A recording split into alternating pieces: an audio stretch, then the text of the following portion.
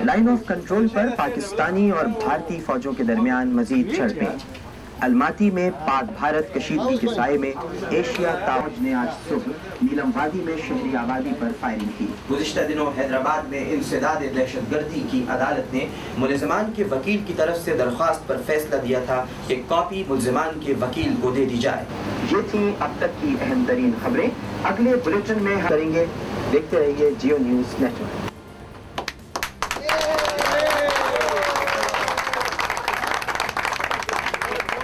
Doctor ने ऊँट रोक लिया रास्ते में। डॉक्टर रास्ते में ऊँट रोक लिया।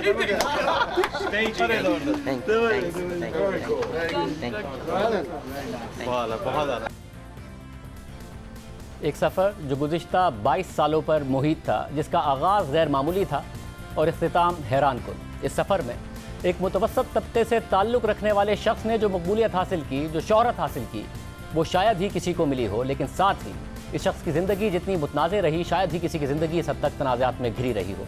या तो लोग इस शख्स के मद्दाह थे या नाक़िद, लेकिन शायद ही कोई ऐसा शख्स हो जो इस शख्स के नाम से ना वाकिफ़ हो। टेलीविज़न पर ख़बरें पढ़ने से अपने मीडिया करियर का आगाज़ करने वाले डॉक्टर आमिर लियाकत हुसैन जब तक ज़िंदा थे ख़बरों की जीनत रहे, और जब आज उनके सफ़र का इख्तिताम हुआ तो तब भी वो मुल्क और बैरून मुल्क ख़बरों की जीनत हैं। जब हयात थे तो तब भी अक्सर उनका नाम सोशल मीडिया पर टॉप ट्रेंड हुआ करता था, और आज अपने इंतकाल पर भी सोशल मीडिया के टॉप ट्रेंड पर हैं। पाकिस्तान में इलेक्ट्रॉनिक मीडिया की इब्तिदा पर ही उसको जान बख्शने वाले साबिक टीवी मेज़बान और रुकने कौमी असम्बली आमिर लियाकत हुसैन आज कराची में इंतकाल कर गए हैं। आमिर लियाकत हुसैन को आज तशवीशनाक हालत में निजी अस्पताल मुंतकिल किया गया था, जहां डॉक्टर्स ने तिब्बी मुआयने के बाद आमिर लियाकत के इंतकाल की तस्दीक कर दी।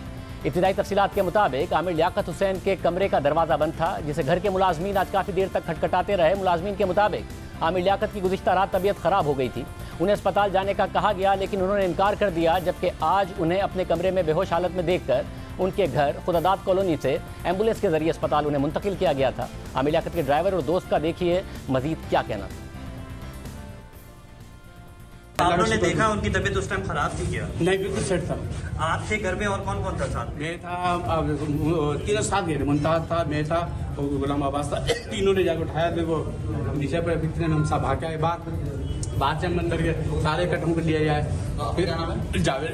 अच्छा जावेद भाई, आप कब घर आए थे, कैसे आए थे? ये 24 घंटे यही घर कब आए थे लास्ट टाइम? मतलब कब घर आए? सुबह आए थे, रात आए थे, कब थे? ये 5-6 दिन आए। यहीं पर है वो? जी। अच्छा, आज उन्होंने इस्लामाबाद जाना था क्या? आज जाना था इसको इस्लामाबाद। बोले मैं यहाँ नहीं रहूँगा, मेरे लिए बहुत बड़ा मसला पड़ा, मैं जाना चाहता हूँ, इस्लामाबाद जाऊँगा। तो एम्बुलेंस में आप उनके साथ ही अभी गए? मैं अभी साथ ही गया था, मैं लेके गया। आपको कब पता चला कि वो उनकी डेथ हो चुकी? जब वहाँ पहुँचे तो उन्होंने ये शोर मजे डेथ हो चुकी है। डायरेक्ट यहाँ से कहाँ निकल गए थे आप?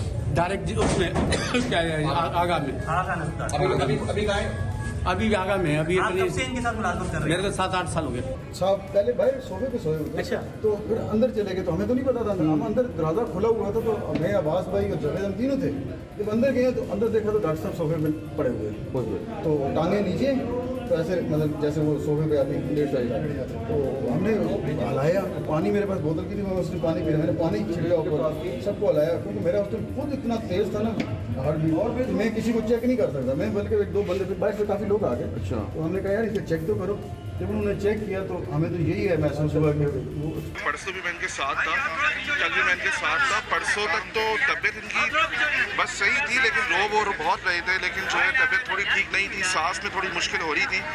फिर मैं कल भी आया हूँ रात में इनके घर पर कोई 8 बजे, तो सो रहे थे उस टाइम पर भी। फिर उठे थे थोड़ी देर के लिए, फिर सोने चले गए, फिर उसके बाद नहीं है, फिर मैं भी घर चला गया था, लेकिन तबीयत ठीक नहीं थी उनकी। आमिर लियाकत के इंतकाल के बाद आज उनके सियासी और मीडिया करियर का इख्तिताम हो गया है, मगर आमिर लियाकत का नाम, उनके सफ़र की कहानी हमेशा मौजूद रहेगी। पाकिस्तान की आवाम ने जब मुल्क में प्राइवेट मीडिया चैनल्स का दौर देखना शुरू किया तो उसमें कुछ अव्वलीन चेहरों में आमिर लियाकत भी शामिल थे। आमिर लियाकत को ये एजाज़ हासिल है कि उन्होंने पाकिस्तान के सबसे बड़े न्यूज़ चैनल जियो न्यूज़ का पहला बुलेटिन पढ़ा। वो जियो न्यूज़ के सबसे पहले न्यूज़ एंकर थे। न्यूज़ एंकर की हैसियत से अपने करियर का आगाज़ करने वाले आमिर लियाकत ने कुछ ही अरसे में टीवी पर मकबूलियत हासिल की और मजहबी तालीमात पर दस्तरस और इस्लामी तारीख पर उबूर रखने की वजह से उन्होंने पाकिस्तान में आलिम ऑनलाइन के नाम से एक मजहबी प्रोग्राम की मेज़बानी शुरू की, और ये प्रोग्राम पाकिस्तान का सबसे मकबूल मजहबी प्रोग्राम बन गया। इस प्रोग्राम का आगाज़ आमिर लियाकत ने पाकिस्तान के मुख्तलिफ मकतबा फ़िक्र के आलिमों को एक टेबल पर बिठाकर किया और फिर ये एक रिवायत बन गई और एक अच्छी रिवायत बन गई। फिर देखते देखते आमिर लियाकत तरक्की की मनाजिल तय करते रहे और देखते देखते आमिर लियाकत ने पाकिस्तान में जियो न्यूज़ पर ही पहली रमज़ान ट्रांसमिशन का भी आगाज़ किया, उसके भी बानी बने और अपने इस प्रोग्राम के ज़रिए आमिर लियाकत ने रमज़ान के महीने को एक फेस्टिवल में बदल दिया। घर घर में लोग सहरी से लेकर अफ्तार के वक्त आमिर लियाकत के प्रोग्राम के मुंतज़िर रहते। वो घर घर जाने लगे, ख़वातीन से लेकर बच्चों तक उनके मद्दाह रहे और आमिर लियाकत पाकिस्तान का सबसे मकबूल नाम बन गए। रमज़ान में उनके प्रोग्राम में शिरकत के लिए भी लंबी लंबी कतारें लग जाती थीं। उन्होंने बड़ी रातों में दुआओं का एक ट्रेंड शुरू किया। उनकी दुआओं में भी शिरकत के लिए लोग दूर दूर से आते, लंबी लंबी कतारें लगाते और जो घर पर होते वो टीवी से जुड़कर बैठ जाते। यानी मजहबी प्रोग्राम्स का अंदाज ही आमिर लियाकत ने बदल कर रख दिया। उनकी दुआओं के दौरान तमाम अवाम के साथ साथ मुल्क की मारूफ शख्सियात भी शिरकत करती और फिर आमिर लियाकत ने ही पाकिस्तान में तारिक अजीज़ के बाद इनाम घर के प्रोग्राम को पाकिस्तान के टीवी पर दोबारा मुतारिफ कराया, नए अंदाज में मुतारिफ कराया और उसे मकबूल बना दिया। इस दौरान वो एक बेहतरीन इंटरटेनर के तौर पर पहचाने जाने लगे। टीवी पर वो जब भी नजर आते लोग चैनल बदल ना पाते और मीडिया में आमिर लियाकत सबसे ज़्यादा रेटिंग्स लेने वाली शख्सियत बन गए। वो इतने ज़्यादा टैलेंटेड थे कि नातख्वां भी थे, न्यूज़ कास्टर भी थे, मेज़बान भी थे, इंटरटेनर भी थे, मुकर्रर भी थे।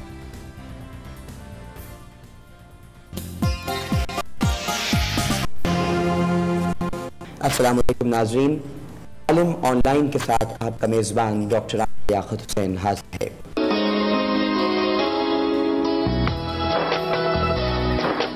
पाकिस्तान में मौजूद तमाम ही नाज़रीन को पाकिस्तान से बाहर भारत, मुत्तहिदा अरब अमारात, तमाम खलीजी ममालिक, बिलखुसूस मक्का मुकर्रमा, मदीना मुनव्वरा और वहाँ से आगे तमाम यूरोपीय ममालिक, बिलखुसूस बरतानिया, France, Spain, Italy, Germany, Sweden और वहाँ से भी आगे रियासत-ए मुत्तहिदा अमेरिका, साउथ अफ्रीका और जहाँ जहाँ इस वक्त जियो टेलीविज़न नेटवर्क पर हमारी ये खुसूसी ट्रांसमिशन पहचान रमज़ान देखी जा रही है, वहाँ टेलीविज़न सेट्स के सामने मौजूद तमाम ही नाज़रीन को इंतहाई मोहब्बत, खुलूस, अदब और एहतराम के साथ आमिर लियाकत हुसैन का अस्सलाम वालेकुम। जब तक के पता नहीं चले कि इस वक्त जियो टेलीविजन नेटवर्क पर फैमिली टाइम शुरू हो चुका है, इनाम और जरा जोर।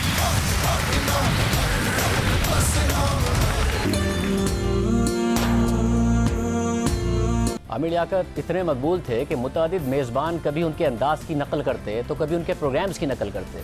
यहाँ तक कि वो उन चंद शख्सियात में से थे कि कॉमेडियंस बाकायदा उनकी नकल उतार कर भी दांत समेटते थे। और ये वो वक्त था जब आमिर लियाकत अपने करियर के इस कदर उरूज पर थे कि उन्हें तमाम बड़े मीडिया चैनल्स पर मुलाजमत की ऑफर्स आने लगी और वो पाकिस्तान के तकरीबन हर बड़े चैनल से वाबस्ता भी रहे। रमज़ान की खुसूसी नशरियात के दौरान तमाम चैनल्स उन्हें अपनी स्क्रीन पर लाना चाहते थे। ये तो सिर्फ डॉक्टर आमिर लियाकत का मीडिया करियर था, मगर वो सियासत में भी मुतहर्रिक रहे। 5 जुलाई 1971 को पैदा होने वाले आमिर लियाकत ने अपने सियासी करियर का आगाज़ मुत्तहिदा कौमी मूवमेंट से किया। 2002 से 2007 तक कौमी असम्बली के मेंबर रहे। आमिर लियाकत हुसैन मुशर्रफ दौर में वज़ीर मुमलिकत बराए मजहबी उमूर भी रहे और वो जनरल मुशर्रफ को इतने पसंद थे कि उन्हें वजारत MQM के कोटे पर नहीं बल्कि जनरल मुशर्रफ की ज़ाती पसंद पर दी गई थी। और फिर 2008 में MQM ने आमिर लियाकत को पार्टी से बरतरफ करने का ऐलान किया था और फिर आमिर लियाकत एक अरसे तक सियासत से दूर रहे, अपने मीडिया करियर से मुताल्लिक मसरूफ़ दिखाई दिए। मगर 2016 में MQM के सरबराह अल्ताफ़ हुसैन की मुतनाज़ तकरीर से कुछ दिन पहले ही वो दोबारा मुतहर्रिक हो गए और जब रेंजर्स की तरफ से अल्ताफ़ हुसैन की मुतनाज़ तकरीर के बाद MQM के अहम रहनुमाओं को गिरफ्तार किया गया था तो उसमें आमिर लियाकत भी शामिल थे। और जब MQM के रहनुमाओं को रिहा किया गया तो फारूक सत्तार की पहली प्रेस कॉन्फ्रेंस में भी उनके साथ आमिर लियाकत मौजूद थे। और फिर 2018 में आमिर लियाकत तहरीक इंसाफ में शामिल हो गए, जिसके बाद 2018 के इंतखाबात में आमिर लियाकत कराची के हल्के NA 245 से रुकन कौमी असम्बली के टिकट पर कामयाब हुए और गुज़िश्ता 4 सालों से वो तहरीक इंसाफ का हिस्सा रहे। तहरीक इंसाफ से भी कभी नाराज़ हुए तो कभी खुश हुए, इमरान खान से भी कभी खुश हुए तो कभी नाराज़गी का इजहार करते रहे, उन पर खुलकर तनकीद भी करते रहे, उनकी खुलकर तारीफ़ भी करते रहे, मगर उनका आखिरी सियासी मकाम उन्हीं के बयान के मुताबिक तहरीक इंसाफ ही साबित हुआ। सियासी करियर में और अपने मीडिया के करियर में आमिर लियाकत ने गैर मामूली मकबूलियत हासिल की, मगर फिर वो इस दौरान गैर मामूली तौर पर मुतनाज़े भी होते रहे और आमिर लियाकत ने मीडिया का इंतहाई उरूज भी देखा और फिर इंतहाई जवाल भी देखा और लोग सवाल उठाते रहे कि आखिर आमिर लियाकत को क्या हो गया है। मीडिया पर मकबूलियत के दौरान ही मजहबी हम आहंगी की बात करने वाले आमिर लियाकत ने टीवी प्रोग्राम के दौरान ही पाकिस्तान की अक़लियतों के हवाले से इंतहाई गैर मुनासिब बातें की और उसी हफ्ते ही अक़लियतों से ताल्लुक़ रखने वाले 2 लोगों को कत्ल कर दिया गया और आमिर लियाकत मुतनाज़ होते गए। मजहबी अक़लियत से मुताल्लिक़ उनके बयान पर इंसानी हुकूक़ की तंजीमों ने शदीद तनकीद की थी। सिर्फ यही नहीं, साबिक़ गुलकार और मजहबी शख्सियत मरहूम जुनैद जमशेद ने एक वाक़या सुनाते वक्त गलत अल्फाज का चुनाव किया और फिर उस पर माफ़ी भी मांगी, मगर आमिर लियाकत ने उनके खिलाफ नफरत अंगेज़ मुहिम चलाई। उनकी जान खतरे में पड़ गई, उन्हें मुल्क से बाहर भी रहना पड़ा। इसके बाद जुनैद जमशेद ने 15 मई 2015 को ट्वीट किया कि मदर्स डे के मौके पर मैं ये एतराफ़ करता हूँ कि आमिर लियाकत ने मेरे भाई बहनों और मेरी पूरी फैमिली को सबसे ज़्यादा तकलीफ़ दी है। और इसी दौरान ही आमिर लियाकत एक अलग ही कैफियत में प्रोग्राम्स करने लगे और हर कोई ये सवाल करने लगा कि सबसे ज़्यादा टैलेंटेड, सबसे ज़्यादा मकबूल आमिर लियाकत को क्या हो गया है। वो अपने प्रोग्राम्स में नफरत अंगेज़ी का इस्तेमाल करते हुए दिखाई दिए, लोगों को गद्दार कहते रहे, मजहबी नफरत अंगेज़ी करते थे, सहाफ़ियों और सिविल सोसाइटी से ताल्लुक़ रखने वाले पाकिस्तानियों की हुब्बुल वतनी पर सवालात उठाते रहे। ख़वातीन पर भी आमिर लियाकत अपने टीवी प्रोग्राम्स के ज़रिए सख्त तनकीद करते थे, उनके किरदार के हवाले से भी सवालात उठाने लगे, संगीन इल्ज़ामात लगाने लगे, मुल्क दुश्मन और इस्लाम दुश्मन करार देते थे, जिसकी वजह से कई लोगों की ज़िंदगियाँ खतरे में पड़ गई थीं। और इसी वजह से ये पहली दफ़ा हुआ कि किसी शख्स के खिलाफ मुआशरे के नुमाया अफराद, जिनमें मर्द, ख़वातीन, सहाफ़ी, सिविल सोसाइटी सब शामिल थे, अदालतों और पेमरा में शिकायत लेकर गए। मगर नफरत अंगेज़ी का ये आलम था और माहौल ये बना हुआ था कि इदारे उन्हें रोकने को तैयार नहीं थे। वक्त गुजरा, हालात बदले और मजहबी प्रोग्राम से लेकर रमज़ान ट्रांसमिशन के बानी और मीडिया के सबसे ज़हीन और वर्सटाइल एंकर ख्याल किए जाने वाले आमिर लियाकत के मीडिया करियर का ज़वाल होना शुरू हो गया। वो सोशल मीडिया पर कभी मुतनाज़े बयान देते, कभी कोई दूसरा बयान दे देते, कभी किसी जमात के हक़ में हो जाते तो कभी खिलाफ हो जाते। फिर उनकी ऐसी वीडियोज़ वायरल होती गई कि मीडिया में उनको जानने वाले और घरों में उनके मद्दाह सवाल करते थे कि आखिर आमिर लियाकत को हो क्या गया है। फिर देखते देखते आमिर लियाकत टीवी से गायब होना शुरू हो गए, मगर सोशल मीडिया पर मुतहर्रिक रहे, मुख्तलिफ वीडियोज़ बनाते रहे। एक वीडियो में वो बारिश के पानी में उतरे और उसमें डुबकी लगाई। इसी तरह उनकी दीगर वीडियोज़ भी सामने आती रहीं, जिसमें कोई मुतनाज़े होती तो किसी पर सवाल उठता कि आमिर लियाकत ये क्यों कर रहे हैं। उनकी जहनी कैफियत पर सवाल उठने लगा। कभी वो किसी पर गुस्सा करते नज़र आते, कभी गुनगुनाते नज़र आते, कभी दुखी नज़र आते तो कभी हंसते मुस्कुराते नज़र आते। और लोग सवाल उठाते रहे कि आखिर आमिर लियाकत को हो क्या गया है। मगर जहाँ उनकी प्रोफेशनल लाइफ असरअंदाज हो रही थी तो वहीं उनकी ज़ाती ज़िंदगी में भी नशीब व फराज रहे। आमिर लियाकत ने 3 शादियाँ की। उनकी पहली अहलिया सैयदा बुशरा इकबाल थी, जिनसे उनके 2 बच्चे हैं। उनसे पहले अलहदगी और फिर तलाक हो गई। आमिर लियाकत ने दूसरी शादी की तस्दीक दिसंबर 2018 में की। उनकी दूसरी शादी तूबा अनवर से हुई, लेकिन ये शादी भी ज़्यादा अरसा ना चल सकी और तूबा ने फरवरी 2022 में आमिर लियाकत से अलहदगी की तस्दीक कर दी। और फिर फरवरी 2022 में भी आमिर लियाकत ने तीसरी शादी दानिया शाह से की और वो अपनी शादी के बाद तहरीक इंसाफ के बानी इमरान खान से मिलने भी गए, लेकिन 3 माह बाद दानिया ने भी तनसीख निकाह का दावा दायर कर दिया था। और इस दौरान उनकी अहलिया की तरफ से आमिर लियाकत की निजी वीडियोस रिलीज़ की गई और आमिर लियाकत पर संगीन इल्ज़ामात लगाए गए। और इस दौरान आमिर लियाकत परेशान भी नजर आए और जवाब में उन्होंने अपनी तीसरी अहलिया पर इल्ज़ामात आयद किए और इस हवाले से ऑडियोज़ भी रिलीज़ की। मगर इस वाक़े के बाद आमिर लियाकत मज़ीद ज़हनी दबाव में आ गए और वो खुद इसका एतराफ़ करते रहे। साथ ही उन्होंने पाकिस्तान छोड़ने का भी ऐलान कर दिया। हर इंसान ज़िंदगी के अंदर अपनी कुछ ना कुछ उसकी एक निजी ज़िंदगी होती है। मैं बहुत जल्द पाकिस्तान से हमेशा के लिए जा रहा हूँ। आप लोगों से मेरी जान छूट जाएगी, फिर ना आपको कोई मीम बनाने वाला मिलेगा। जिस तरह मीम बनाए वो हंसे, सारे मीमर्स को कभी बुरा नहीं हंसता रहे, उसका मजाक उड़ाने जिसका मजाक उड़ाना चाहते वो नहीं मिलेगा। मैंने कभी मीमर्स को बुरा नहीं कहा, खुश रहते वो खुश रहे, वो मुझसे मजाक करते मैं उनसे मजाक करता हूँ। आमिर लियाकत जा रहा है पाकिस्तान से हमेशा के लिए। साथ ही इसी दौरान आमिर लियाकत अपने ज़वाल पर भी मायूसी का इजहार करते रहे। वो आमिर लियाकत जिन्होंने रमज़ान ट्रांसमिशन की बुनियाद रखी और जिनको हर चैनल किसी भी कीमत पर अपनी स्क्रीन पर लाना चाहता था, वो ये शिकायत करने लगे कि वो रमज़ान ट्रांसमिशन के लिए कई चैनल से बात कर रहे हैं लेकिन उन्हें कोई काम नहीं दे रहा है। रमज़ान आने वाला था, मैं रमज़ान ट्रांसमिशन के लिए कई चैनल्स पर कहता रहा लेकिन किसी ने मुझे काम नहीं दिया। वहीद मुराद साहब ने खुदकुशी कर ली थी जब उनको नंबर 2 कहा गया था। अब मैं अब गुमनामी की ज़िंदगी गुजारना चाहता हूँ, मेरी खबर भी गुमनाम हो, मैं खुद भी गुमनाम हूँ, मैं गुमनाम हो जाऊँ, नाम बहुत कमा लिया। आमिर लियाकत ने इन तनाज़ात की वजह से मुल्क छोड़ने का ऐलान किया, लेकिन आज वो दुनिया छोड़कर चले गए हैं। हमारी उनसे आखिरी बात इसी प्रोग्राम के ज़रिए 2016 में हुई थी, तो हमने उनसे ये सवाल किया था कि आपका जो ब्रांड इमेज है, आप एक ज़बरदस्त इंटरटेनर हैं, रमज़ान ट्रांसमिशन की आपने बुनियाद रखी है, तो क्या ये बेहतर नहीं था कि आप तनाज़ात से दूर रहते? तो उन्होंने इस बात का एतराफ़ किया था कि उन्हें अपने प्रोग्राम पर ही तवज्जो देनी चाहिए।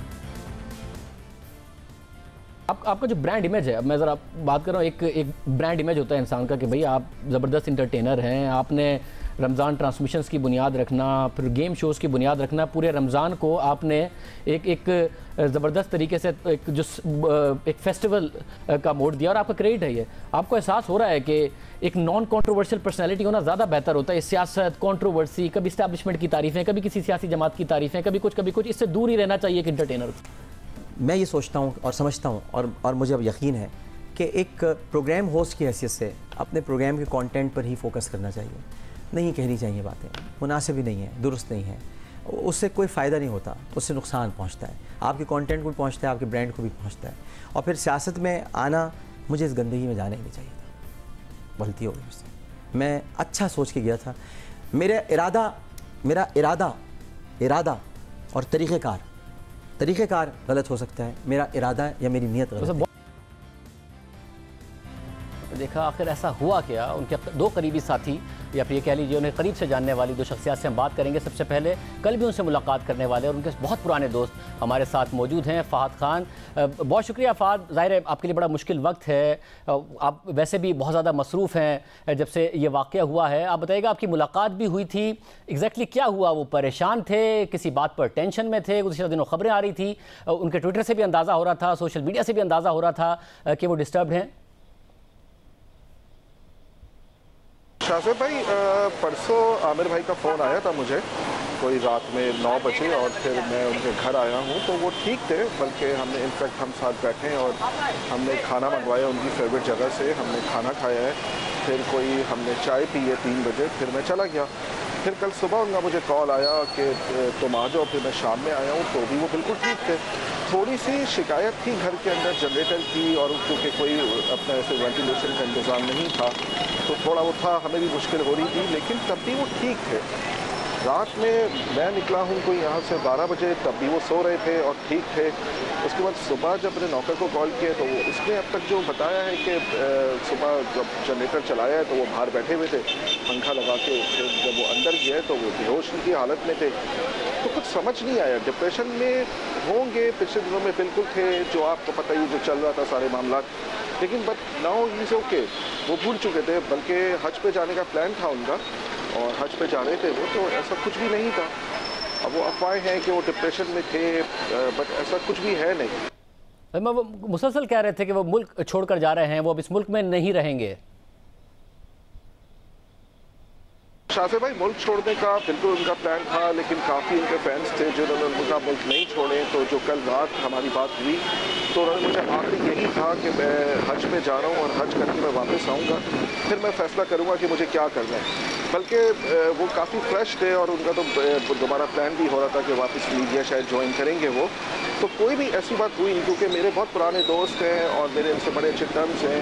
आमिर भाई ने मेरे साथ 4 हज भी किए हुए हैं, बुशरा बाजी ने हज किए हैं मेरे साथ, तो कुछ भी ऐसा था नहीं। अगर ऐसा होता है तो वो अपने दिल की बात ज़रूर मुझसे करते या मुझे आइडिया होता। बल्कि आज दोपहर में जब हमें इस्लामाबाद जाना था तो मैं तो उसकी तैयारी करके घर पे आ रहा था उनके, कि हम साथ बाय रोड निकलेंगे। तो मगर मुख्तलिफ मीडिया रिपोर्ट्स आ रही है कि कल रात उनकी तबीयत ख़राब हुई थी, ये भी रिपोर्ट हुआ कि शायद दिल में दर्द हुआ था, फिर अस्पताल जाने से उन्होंने इनकार किया था। क्या हुआ था? उनके देखिए बेसिकली दिल में तो दर्द नहीं था, काफ़ी पहले भी उन्होंने ECG करवाई थी, लेकिन वो ठीक थी बिल्कुल। आमिर भाई को कल थोड़ी सांस लेने में प्रॉब्लम हो रही थी, और वो भी मैं ये समझता हूँ कि शायद जनरेटर की वजह से, क्योंकि वो बाहर नहीं आते हैं, घर में थे। अब उनका एक रूम है, बहुत बड़ा लाउंज बना हुआ है, उधर AC वगैरह लगे हुए हैं, लेकिन चूँकि वेंटिलेशन का कोई इंतज़ाम खास नहीं था और जनरेटर भी घर के अंदर रखा हुआ था, बल्कि आज प्लान था कि जनरेटर को हम बाहर निकलवा के रखवाएंगे, पीछे चोरियाँ बोरियाँ हो जाती हैं तो उसके ग्रिल बनवाएंगे। तो आमिर भाई को उस वजह से थोड़ा सांस लेने में परसों भी प्रॉब्लम हो रहा था, लेकिन वो मैं समझता हूँ वो जनरेटर की वजह से था, दिल में कोई ऐसी सच उनको तकलीफ नहीं थी।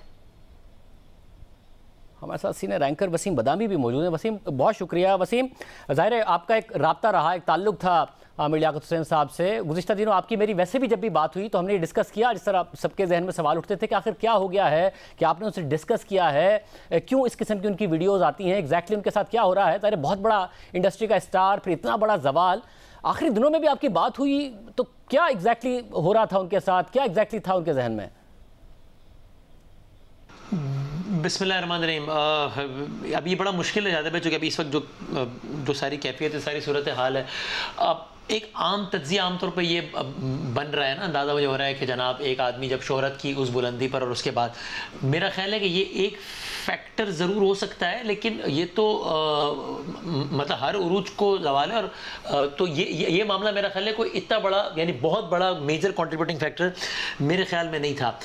उनकी ज़ात से जुड़ी कुछ चीज़ें, मिजाज से जुड़ी कुछ चीज़ें, और वो उनके लिए बड़ी एक मुश्किल का सबब बन गई थी। और ख़ास तौर पे यानी बहुत सारे फैक्टर्स जो कंट्रीब्यूट कर रहे थे ये मामला तो मामला ख़राब तो हो रहा था, मिजाज का जो कुछ हिस्सा था और वो चीज़ें, लेकिन ये बिल्कुल ही आखिर में जाके जो ये चीज़ एकदम से बहुत ज़्यादा तेज़ी से ख़राब हो गई, वो बिल्कुल आखिर में जो वीडियोज़ का जो सिलसिला हुआ उसने तो बिल्कुल ही यानी कि उनको तोड़ दिया था। यानी आज से कोई तकरीबन एग्जैक्टली 25 दिन पहले जब बात हुई मेरी आखिरी मरतबा, जिस और जो आपने कहा ना कि क्या हुआ था, उन्होंने बिल्कुल अपने आप को बिल्कुल आइसोलेट कर लिया था।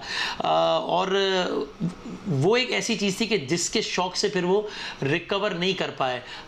वो एक शायद सेंस ऑफ बिट्रेयल भी था कि ये बिल्कुल मेरे घर के अंदर से ये सारे का सारा क्या मामला हो गया, मैं सोसाइटी को फेस किस तरीके से करूँगा। तो ये इस चीज़ ने बिल्कुल उसको आगे बढ़ा दिया।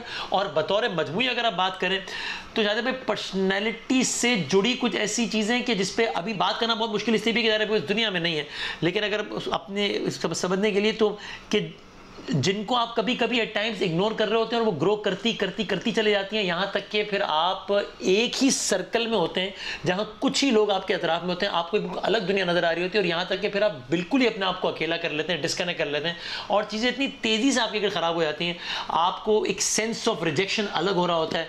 बहुत सारी चीज़ों ने कंट्रीब्यूट किया, लेकिन आप कहें एक लफ्ज़ में तो मिजाज का हिस्सा कुछ चीज़ें जिन पर जब वक्त पे आप वो ना दें तो फिर वो एक ग्रो करती चली जाती हैं और बहुत ज़्यादा ख़राब हो जाती हैं। बिल्कुल, मगर जो इनकी पर्सनल लाइफ है उससे पहले जो करियर का भी डाउनफॉल है, हमारे प्रोग्राम में वो 2016 में आया, हमने उनसे यही बात की तो उन्होंने कहा मैं प्रोग्राम पे ही फोकस करूंगा। मगर एक ऐसा शख्स जिसने करियर शुरू किया, सबसे ज़्यादा बड़ा स्टार था, वो पूरे मीडिया चैनल्स के पीछे होते थे कि जी हमारे चैनल पर आकर आप ट्रांसमिशन कर लें। वो कुछ दिन पहले एक वीडियो में ये कह रहे हैं कि मुझे कोई चैनल रखने को तैयार नहीं है। तो इसमें था उन्हें कि जो मेरा करियर का डाउनफॉल हो रहा है तो इसको मैंने कैसे ठीक करना है, इस हवाले से कोई उनको एहसास या फिर कोई ऐसी बात थी कि जिसकी वजह से डिस्टर्ब थे? शाहज़ेब भाई, जो हम कुछ दोस्तों ने भी अपने तौर पे जो कोशिश की और वो जो नाकाम हुई, उसकी हमें वजह ये लगी कि ये जो एक स्टेट ऑफ डिनायल होता है ना, वो इंसान को वैसे ही फिर बड़ी प्रॉब्लम हो जाती है। क्योंकि आप प्रॉब्लम के सॉल्यूशन की तरफ उस वक्त बढ़ेंगे कि जब अंदाज़ा होगा कि चीज़ें आपने बहुत ज़्यादा ख़राब कर दी हैं। और मुझे ऐसा लगता है कि अभी भी अगर वो स्टेट ऑफ डिनायल में नहीं होते तो मामला अगर से बहुत ज़्यादा ख़राब हो गए थे हर हवाले से, फिर भी वापसी नामुमकिन नहीं थी, लेकिन वो एक एक्सेप्टेंस तो होती। अब मसला ये होता था कि वो डिफरेंट फेजेस होते थे, जहाँ पर एक फेज़ होता था कि वो ऐसा कि he used to be a different man, एक घंटे बाद वो एक अलग आदमी होते थे। कभी उनको लगता था उनको हर चीज़ का उनको एहसास है, वो चीज़ों को रिवर्स करना चाहते हैं। मैंने आप तक पैगाम पहुंचाया है उनका आपके हवाले से, और उन्होंने मुझसे एक से ज़्यादा मरतबा कहा कि यार वो मैं बस अपोलोजाइज़, मैं शायद से मेरी बात करवाओ, नहीं तो ये तो सिर्फ एक एग्जांपल है।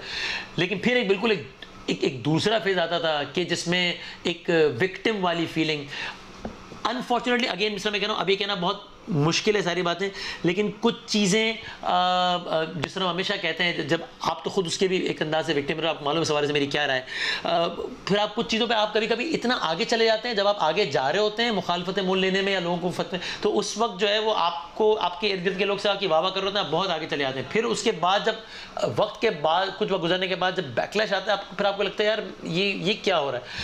तो इस कश्मकश में मुब्तला रहे वो अनफॉर्चुनेटली। बहुत शुक्रिया वसीम बदामी, सवाल तफसीलात बता रहे थे। हम दुआ गो हैं कि अल्लाह ताला डॉक्टर आमिर लियाकत के दर्जात बुलंद करे। प्रोग्राम में ब्रेक शामिल करते हैं। कल नून लीग और इत्तेहादियों की हुकूमत बजट देने जा रही है और पाकिस्तान एक दफा फिर वहीं खड़ा है जिस रास्ते से पहले भी बार बार होकर गया है। यानी 5% से ऊपर जीडीपी की तरक्की आती है तो साथ ही एक बहुत बड़ा तिजारती खसारा और उसके नतीजे में करंट अकाउंट खसारा लाती है, फिर रुपया गिरता है, महंगाई आती है, IMF का प्रोग्राम आता है, सख्त फैसले होते हैं और फिर मुआशी तरक्की नीचे आ जाती है, फिर इस्तेहकाम आता है और फिर यही साइकिल वापस आ जाता है। 2018 में नून लीग की हुकूमत 6.1% की तरक्की छोड़ कर गई, मगर साथ ही एक बहुत बड़ा करंट अकाउंट खसारा और सिर्फ 11 अरब डॉलर्स के ज़रिए मुबादला के ज़खायर छोड़ कर गई। उस वक्त महंगाई और फिस्कल खसारा कंट्रोल में था, शरह सूद भी कम थी, मगर बैरूनी खसारे की सूरत हाल बहुत बुरी थी और पाकिस्तान को IMF के पास जाना पड़ा। तहरीक इंसाफ ने जाने में देर की तो नुकसान और बढ़ गया और अब फिर तहरीक इंसाफ 5.97% की तरक्की छोड़ कर गई है, मगर साथ ही सिर्फ 9 माह में 13 अरब डॉलर्स का करंट अकाउंट खसारा और सिर्फ 10.8 अरब डॉलर्स के ज़रिए मुबादला के ज़खायर छोड़ गई है और पाकिस्तान को IMF प्रोग्राम में छोड़ गई है।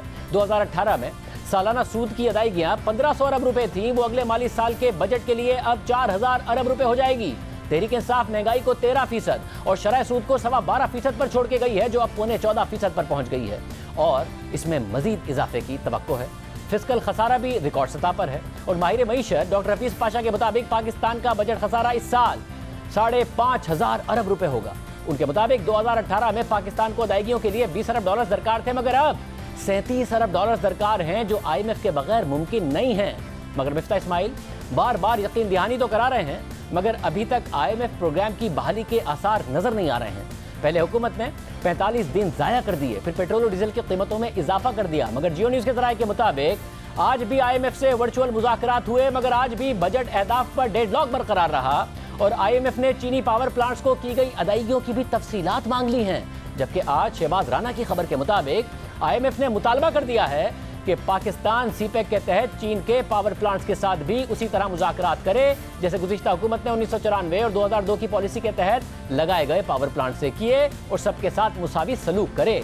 ये वाज़ेह हो कि माजी की हुकूमत में जब चीन ने मुज़ाकरात करने से इनकार कर दिया था, मगर ज़राए के मुताबिक IMF को शक है कि चीन के पावर प्लांट्स ज़्यादा रेट चार्ज कर रहे हैं और उनसे किए गए मुआहदों पर असर-ए-नौ मुज़ाकरात की ज़रूरत है। और इस हवाले से खबर के मुताबिक जब IMF की नुमाइंदा से पूछा गया तो उन्होंने पाकिस्तान की महदूद मालियाती गुंजाइश के पेश नज़र पावर सेक्टर के तमाम स्टेक होल्डर्स के साथ मुसावी सलूक पर जोर दिया। खबर के मुताबिक वज़ारत ख़ज़ाना के ज़राए का दावा है कि IMF ने गुज़िश्ता हुकूमत के दौरान फरवरी में 50 अरब रुपए की चीनी कंपनियों को की गई अदायगियों पर भी एतराज़ उठा दिया है।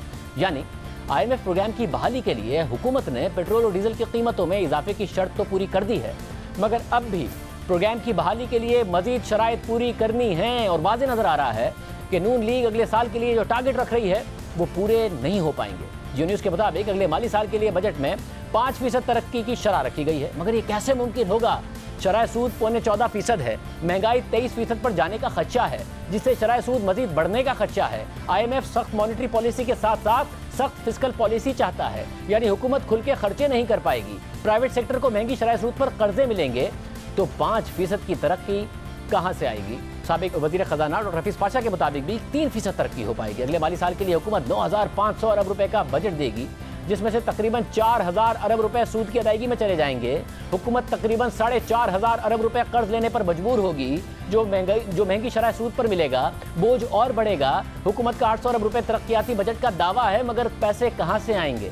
IMF प्रोग्राम के तहत यह सब कैसे होगा? और अगर IMF नहीं होगा तो अगले साल के लिए 37 अरब डॉलर्स कौन देगा? हुकूमत ने रवां साल 52% टैक्स दरामदाद से हासिल किया है, मगर अगर तिजारती खसारा कम करने के लिए दरामदाद कम की तो फिर 7,000 अरब रुपए से जायद का टैक्स IMF के टारगेट के मुताबिक कहां से इकट्ठा होगा? खासतौर पर उस वक्त कि जब इंडस्ट्री के स्लो डाउन होने के वाज़ेह इशारे नजर आ रहे हैं। हुकूमत कहां नए टैक्स लगाएगी? क्या प्रॉपर्टी पर बिलाखिर ज्यादा टैक्स लगेगा, जिसका शहबाज शरीफ साहब ने इशारा दिया है? क्या कोई टैक्स रिफॉर्म्स हो पाएंगे? क्या IMF मान जाएगा? हमारे साथ मौजूद हैं शहबाज राना। शहबाज, बहुत शुक्रिया। शहबाज, आपकी स्टोरी भी हमने साथ रखी कि चीनी भी जो पावर प्लांट्स है उस हवाले से भी IMF नई डिमांड्स रख रहा है। आज खबरें आती रही कि बजट के हवाले से अभी तक IMF के साथ हुकूमत का डेडलॉक है, तो डेडलॉक है तो प्रोग्राम कैसे बहाल होगा? कल का बजट कैसे दिया जाएगा अगर IMF की मंजूरी नहीं है? जी बिस्मिल्लाहिर्रहमानिर्रहीम। शाहज़ेब साहब, इसमें 2-3 चीज़ें हैं। एक तो इसके अंदर ये बात है कि जो प्रोग्राम की बहाली वाली बात है, आज मिफ्ता इस्माइल ने ख़ुद कहा कि बजट के बाद वो बहाल होना शुरू हो जाएगा। पहले जब इन्होंने तेल की कीमतें बढ़ाई थी उस वक्त मिफ्ता इस्माइल साहब का ये ख्याल था कि 12 जून तक 10 या 12 जून तक ये प्रोग्राम जो है वो बहाल हो जाएगा। लेकिन लग ये रहा है कि IMF पहले तमाम चीज़ों के ऊपर जो है वो अपनी तसल्ली कर लेना चाह रहा है कि जो हुकूमत कह रही है वो बजट में ये अनाउंस भी करती है या नहीं। एक तो ये चीज़ है, वो बजट देखेंगे। और जो मेरी कल की स्टोरी थी अगले साल के जो बजट के आउटले के ऊपर जो साइज़ होगा बजट का और बाकी चीज़ें, वो जो फिगर्स थे जो मेरी ख़बर में रिपोर्ट हुए थे वो हुकूमत ने IMF के साथ शेयर कर लिए थे। उसके बाद इनकी कल रात उन नंबर्स के ऊपर दोबारा IMF के साथ मीटिंग हुई है। उसमें जो तो नंबर अगले माली साल के उसके ऊपर बाय एंड लार्ज चीज़ें इनकी जो है वो कंक्लूजन की तरफ जा रही हैं। लेकिन जो मेरे ज़राए बता रहे हैं अभी भी इस साल ये जो माली साल ख़त्म हो रहा है इसके नंबर्स के ऊपर भी अभी कुछ IMF के जो थे वो तहफ़्फ़ुज़ात थे। लेकिन ये कोई इतने बड़े जो है वो डिफरेंसेस नहीं, क्योंकि जो मेजर चीज़ें हैं वो हुकूमत करने जा रही है। अब इसमें एक जो चीज़ है जिसके ऊपर अभी भी मैं उस पर 100% श्योर नहीं हूँ, ऑल्दो फाइनेंस मिनिस्टर साहब ये बात कह चुके हैं कि वो सैलरीड क्लास की जो है वो टैक्स रेट्स वो नहीं बढ़ाएंगे। लेकिन लेट्स सी कल बजट में क्या अनाउंस होता है। कुछ आपको सरप्राइजेज मिल सकते हैं। पेट्रोलियम मसनूआत के हवाले से भी उनके जो ऊपर रेट्स हैं और कुछ ये जो टैक्सेशन के जो बाकी मामला हैं उसके ऊपर भी। जहाँ तक ये आपने जिक्र फरमाया इसका जो चाइना पाकिस्तान इकनॉमिक कॉरिडोर के तहत जो एनर्जी की डील्स हैं इसके ऊपर जो IMF के तहफ़्फ़ुज़ात हैं, ये जो तहफ़्फ़ुज़ात हैं IMF के, मेरा ख़्याल है कि शायद ये उस तरीके से प्रोग्राम में रुकावट इसलिए ना बने क्योंकि IMF की शर्त ये है, वो कह रहे हैं कि प्रोग्राम को उनके जो CPEC की जो एनर्जी डील्स हैं आप इनको रीनिगोशिएट करो और उनसे पहले आप कंसेशंस लो। जिस तरह की कंसेशंस आपने 2002 की पावर पॉलिसी और 1994 वाली पावर पॉलिसी से ली हैं, तो उसके बाद आप उनको पेमेंट्स करो। तो आपको पता है कि चाइना का इसके ऊपर जो मौक़िफ़ है बहुत क्लियर है। चीन ये कह रहा है कि हम कोई ऐसा काम बिल्कुल नहीं करेंगे और पिछले हुकूमत के टाइम पे ये इस पर एक एफर्ट भी हो चुकी थी। चीन के लिए एक पॉलिटिकल इशू है। जो CPEC है ये सिर्फ CPEC नहीं है, ये बेल्ट एंड रोड इनिशिएटिव का फ्लैगशिप प्रोग्राम है। तो अगर इसके अंदर कुछ गड़बड़ होती है या कुछ इस किस्म की चीज़ होती है तो उसको पॉलिटिकली अगेंस्ट चाइना और प्रेसिडेंट शी के अगेंस्ट भी इस्तेमाल किया जा सकता है। तो इसको रीओपन करने वाली बात मुझे लग नहीं रही। लेकिन अगर ये रीओपन नहीं होता तो फिर चाइनीज़ जो पावर प्लांट्स हैं उनको पेमेंट्स भी नहीं होंगी। आज जो मिफ्ता इस्माइल साहब से वहाँ पर एक सहाफ़ी ने सवाल किया था, अशरफ मलखन साहब ने, कि ये जो खबर है इसके ऊपर आप क्या कहेंगे। तो उन्होंने आगे से उनका मिफ्ता इस्माइल का जवाब ये था, इसकी जो एनर्जी पेमेंट्स हैं वो तो आप नहीं रोक सकते। मतलब उन्होंने एक बड़ा एक डिप्लोमेटिक सा आंसर दिया। आपको पता है कि 2 तरह की पेमेंट्स होती हैं, एक आइडल कैपेसिटी पेमेंट्स और एक एनर्जी जो उन्होंने फ्यूल ख़रीदना है। इस वक्त जो चाइना के पावर प्लांट्स हैं उनकी सूरत हाल ये है कि जो साहिवाल का है, पोर्ट कासम का है और एक और पावर प्लांट जो कोयले वाला है, उनके पास कोयला ख़रीदने के लिए पैसे नहीं हैं। तो ये जो कुछ पेमेंट्स इन्होंने की हैं उससे उनको वक्ती तौर पर रिलीफ तो मिल जाएगा, लेकिन ये कब तक चलेगा that's a big question mark. क्योंकि आलमी मंडी में जो कोयले की कीमतें हो गई हैं उससे सारे इनके जो एस्टिमेट्स थे वो आउट हो चुके हैं। तो it's a quite tight situation. तो नंबर्स अपनी जगह पे, IMF का उन नंबर्स को मानना ना मानना अपनी जगह पे, और जो फिर इस तरह की जो शराइत हैं, ये तमाम चीज़ें जो हैं ये इसकी इम्प्लीकेशन प्रोग्राम के लिए हैं। तो मेरा ख्याल कोई भी हतमी जो राय है कि प्रोग्राम कब साइन होगा, ऑल्दो फाइनेंस मिनिस्टर कह रहे हैं कि उसके बाद काम शुरू हो जाएगा, जल्द साइन हो जाएगा, इसको मेरा ख्याल अभी हमें फिंगर क्रॉस रखनी चाहिए। मगर आपके वज़ारत ख़ज़ाना में ज़राए क्या बताते हैं, ये ऑन पेपर है टारगेट कि इतनी सख्त मॉनेटरी पॉलिसी होगी, सख्त फिस्कल पॉलिसी होगी, 5% तरक्की की शरह दे रहे हैं इस वक्त मिफ्ता इस्माइल साहब, जो कि खबरें आ रही हैं, और फिर 800 अरब रुपए का तरक्याती बजट की खबरें आ रही हैं। ये पैसे कहाँ से आएंगे, तरक्की कहाँ से आएगी? एक सिर्फ क्या ऑन पेपर नंबर दिखाने के लिए होगा? देखिए, इस वक्त जो मौजूदा हुकूमत है इनके सामने एक बहुत बड़ा सवाल ये था कि PTI जिसको आप कह रहे हैं कि उन्होंने इकॉनमी को तबाह और बर्बाद कर दिया, वो 6% की ग्रोथ दे के गए हैं। तो फिर आप कौन सा ग्रोथ रेट रखेंगे जो पॉलिटिकली सेलेबल भी हो? इनके लिए 5% का जो नंबर था वो पॉलिटिकली इनके लिए ठीक था कि ठीक है जी, अगर आप 6% ग्रो कर रहे हैं तो पाकिस्तान के करंट अकाउंट खसारा इतना बड़ा है तो इसलिए आपको ये 5% का ग्रोथ रेट रखना है, हम ये सस्टेनेबल होगा हम इसको अचीव कर लेंगे। क्या ये होगा या नहीं होगा, मेरा ख्याल है एक बहुत बड़ी करेक्शन अब एक पाकिस्तान की इकॉनमी में आएगी। इंटरेस्ट रेट का आपने जिक्र फरमाया, इसके अलावा जो IMF के जो प्रोग्राम के तहत हम जितनी भी फ्यूल कॉस्ट इंक्रीज़ कर रहे हैं, बिजली की कीमत अगर आप 50% बढ़ा रहे हैं, गैस को 40% महंगी हो रही है, तो इन तमाम चीज़ों की इम्प्लीकेशन जो है वो कंपनीज़ की बैलेंस शीट्स के ऊपर आएंगी। तो it will be very difficult to go closer to that number, but yes अब ये डिपेंड करता है कि ग्रोथ किधर से आती है। अगर तो ये एग्रीकल्चर वाली साइड से आती है तो फिर दिस इज़ मेरे ख्याल करीब पहुंच जाएंगे। इंडस्ट्रियल बाय एंड लार्ज इसी तरीके से रहेगा, सर्विसेज में आपको थोड़ी सी मार पड़ सकती है। बहुत शुक्रिया शहबाज मखदूम, आपने सुनी। दूसरी तरफ इमरान खान बार बार कहते रहे हैं, उन्होंने आज भी कहा कि हमने मुल्क को मुस्तकिल तरक्की की राह पर डाल दिया था। नून लीग की 2018 में 6.1% की तरक्की अच्छी तरक्की नहीं थी, मगर हमारी 5.97% की तरक्की एक अच्छी तरक्की थी और मुल्क मज़ीद तरक्की करने जा रहा था। मगर हकीकत यही है कि ज़रूरत से ज़्यादा दरामदाद और ख़र्चों से ज़्यादा जो इस वक्त खसारा है बढ़कर तरक्की की शरह तो 5.9% पर पहुँच गई, मगर मुल्क एक नाजुक सूरत हाल पर आकर एक दफ़ा फिर खड़ा हो गया है। और हम आपको इमरान खान के वज़ीर ख़ज़ाना शौकत तरीन के गुज़िश्ता बरस नवंबर के बयानात दिखाते हैं। शौकत तरीन ने नवंबर के महीने में बार बार कहा कि लग रहा है कि मईशत 5% से ज़्यादा तरक्की कर रही है और ओवर हीट कर रही है, जिससे करंट अकाउंट और रुपए की कदर पर दबाव पड़ना शुरू हो गया है। इसलिए मुझे ऐसे इकदाम करने हैं कि तरक्की नीचे आए और मज़ीद इकदाम भी करेंगे। इस वक्त लग रहा है कि हमारी इकॉनमी शायद 5% से ज़्यादा ग्रो करेगी और जिसको आप कहते हैं ओवर हीट करेगी। इससे हमारे करंट अकाउंट पे प्रेशर पड़ना शुरू हुआ, इससे हमारे एक्सचेंज रेट पे प्रेशर पड़ना शुरू हो गया। तो हमने कुछ ऐसी इक़दाम किए कि जिससे ज़रा कूल डाउन हो। हमें कुछ और करना पड़ेगा थोड़ा सा, जिसको ये टेम्परेचर नीचे लाना पड़ेगा थोड़ा, ताकि ये जो प्रेशर है हमारे जो एक्सचेंज रेट के ऊपर ये कम हो। हमें क्या पता था कि यार हम लोग जो बेसिकली 4% भी ग्रो नहीं कर रहे थे बड़ी मुश्किल से, और ये अभी हमारी जो ग्रोथ रेट वो 6-7% पे पहुंच जाएगी। वो एक तरीका था, हमने उसको ट्राई किया और ज़्यादा ग्रोथ होना शुरू हो गई। उसको थोड़ा रोकना पड़ेगा, ठीक है, रोक लेंगे। शरह सूद बढ़ना शुरू हुई, 7% से बढ़कर 8.9% पर पहुंच गई। तो शौकत तरीन ने दावा किया कि अब वैसे नहीं होगा जो तहरीक इंसाफ के हुकूमत में आने के बाद हुआ था। शरह सूद 13.25% तक नहीं जाएगी, वरना तो मुआशी तरक्की ही बैठ जाएगी।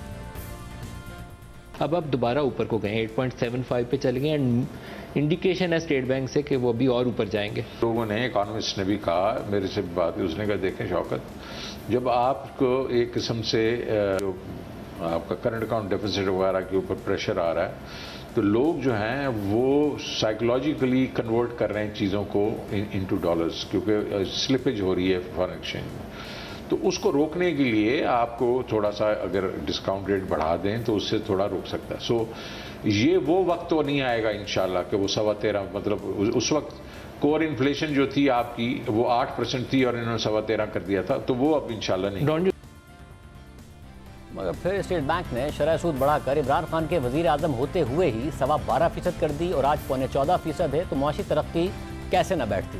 इमरान खान वज़ीर आज़म होते तो सूरत हाल कैसे अलग होती, क्योंकि स्टेट बैंक तो एक खुद मुख्तार इदारा है। और इमरान खान के वज़ीर आज़म होते हुए ही जब स्टेट बैंक ने 7 अप्रैल को मॉनेटरी पॉलिसी का ऐलान किया तो लिखा कि ज़र मुबादला के ज़खायर में कमी की वजह कर्ज़ों की अदायगी और माइनिंग प्रोजेक्ट की मद में सेटलमेंट की रकम की अदायगी है। और नवंबर 2021 की मॉनेटरी पॉलिसी में ही स्टेट बैंक ने बता दिया था कि करंट अकाउंट खसारे और महंगाई के खतरात बढ़ गए हैं। और स्टेट बैंक ने नवंबर में ही अपनी रिपोर्ट में लिखा कि रुपए की कदर में गिरावट करंट अकाउंट खसारे की वजह से है। 20 सितंबर को जारी की गई मॉनेटरी पॉलिसी स्टेटमेंट में भी स्टेट बैंक ने लिखा कि दरामदाद में बरामदाद और तरसीलात ज़र के मुकाबले में ज़्यादा इजाफे की वजह से रुपया गिर रहा है। और फिर शरह सूद को एक साथ 2.5% बढ़ाकर इमरान खान के होते हुए ही 12.25% कर दिया। हालांकि शौकत तरीन नवंबर में कह रहे थे कि 2018 की तरह शरह सूद नहीं बढ़ाएंगे क्योंकि इससे तरक्की बैठ जाएगी।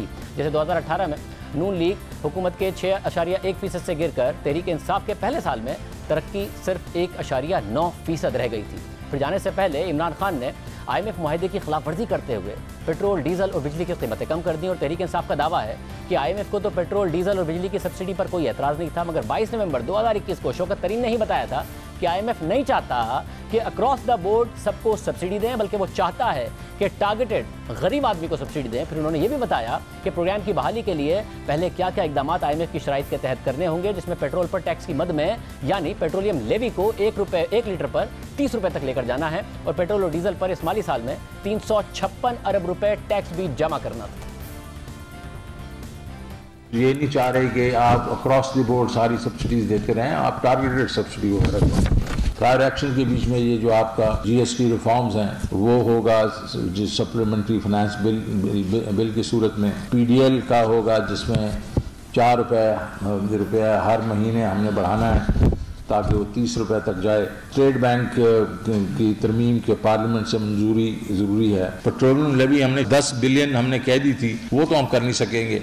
तो उन्होंने कहा कि कितनी करेंगे, तो हमने कहा यार ये इस वक्त हमारा पेट्रोल जो है वो बहुत ही लोगों को तकलीफ दे रहा है। तो उन्होंने मेरे ख्याल में 356 किया, आधा किया, एक किस्म से आधे से थोड़ा ज़्यादा किया। इसके बाद भी फरवरी के आखिर तक तहरीक इंसाफ के मुख्तलिफ वुज़रा ये कहते रहे कि पेट्रोल की कीमतें बढ़ानी पड़ेंगी क्योंकि बैनुल-अक़वामी मार्केट में बढ़ रही हैं। शौकत तरीन साहब भी कहते रहे, मगर फिर 28 फरवरी को अचानक इमरान खान ने सबके लिए, पूरे आवाम के लिए एक ब्लैंकेट सब्सिडी दी और पेट्रोल डीजल और बिजली की कीमतें अमीर और गरीब के लिए कम कर दी। खुद शौकत तरीन ने बताया था कि IMF ने कहा है कि गरीब को टारगेटेड सब्सिडी दे दें और फिर IMF का प्रोग्राम रुक गया। हालांकि इमरान खान को उस वक्त सिर्फ गरीब आवाम और मोटरसाइकिल चलाने वालों को सब्सिडी देने का पूरा फार्मूला दिया गया था। बाद में ये बात वज़ीर आज़म के इकनॉमिक एडवाइजरी काउंसिल के मेंबर आबिद सुलेरी ने भी बताई और शौकत तरीन ने भी मानी। मैक्रो इकनॉमिक एडवाइजरी काउंसिल जो थी पिछली हुकूमत की, उसमें मैंने ये बड़ी तफसील से टारगेटेड सब्सिडी का फार्मूला जो है वो दिया था। और सादा अल्फाज में ये था कि आपका मोटरसाइकिल का, रिक्शे का वो जो मलकियत का डाटा है वो एक्साइज एंड टैक्सेशन पे है। NSCR की जो खाकान साहब बात कर रहे थे, वहाँ पे आप CNIC को देख लें कि उस CNIC का स्कोर कार्ड क्या बनता है और जो लोग मुस्तहक हैं उनको कैश दे देते। सबके लिए पेट्रोल की कीमत एक होगी। पेट्रोल की कीमतें आप दो नहीं रख सकते क्योंकि वो पेट्रोल पंप्स पे वरना मिसमैनेजमेंट शुरू हो जाएगी। लेकिन ये है कि आप जो भी थ्रेशोल्ड रखते हैं, 50,000 रुपये माहाना, लाख रुपये माहाना, 70,000 रुपये माहाना, जो भी माहाना आमदनी रखते हैं वो डाटा मौजूद है।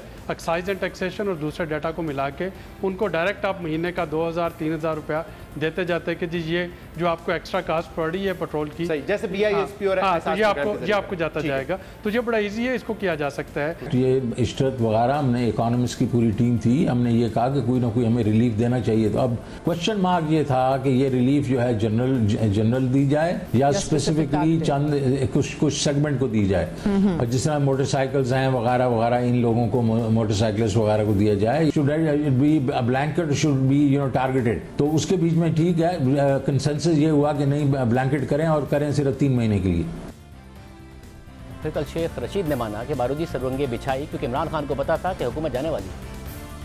खान को पता था कि ये सारा मलबा गिरना है और जो जिसे हम कहते हैं बारूदी सुरंगें बिछा गए। कुछ तो कुछ उसमें था ना, जो उसने 10-10 रुपए गैस और बिजली की कीमत खत्म कर दी, वो भी प्राइम मिनिस्टर था।